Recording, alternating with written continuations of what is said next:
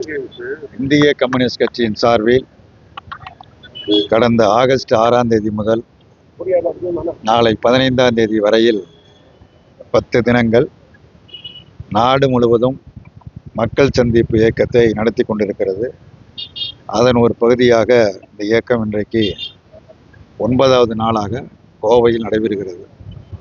குறிப்பாக மக்கள் பிரச்சனைகளுக்கு மிக கடுமையான பிரச்சனையாக இருப்பது என்பது விலைவாசி உயர்வு என்பது ஏழை எளிய நடுத்தர மக்கள் அனைவரையும் மிக கடுமையாக பாதிக்கப்பட்டு இருக்கிறது.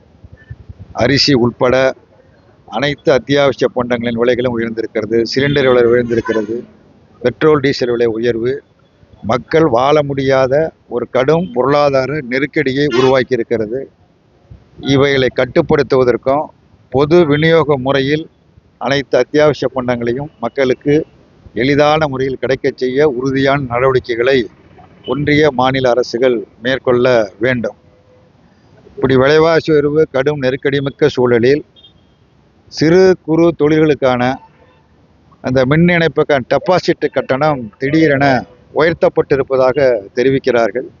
அவ்வாறு இருக்குமேயானால் அதை உடனடியாக தமிழக அரசு திரும்ப பெற வேண்டும் என்று வற்புறுத்தி கேட்டுக்கொள்கிறோம். தமிழகம் முழுவதும் கடும் குடிநீர் பற்றாக்குறை பிரச்சனை ஏற்பட்டிருக்கிறது. காவிரி நதி பிரச்சனையின் காரணமாக, மழை பெய்யாதன் காரணமாக, வெயில் அதிகரித்திருப்பதன் காரணமாக கடுமையான குடிநீர் பற்றாக்குறை பிரச்சனை எங்கும் ஏற்பட்டிருக்கிறது. அவைகளை போர்க்கால அடிப்படையில் தீர்ப்பதற்குரிய நடவடிக்கைகளை மேற்கொள்ள வேண்டும்.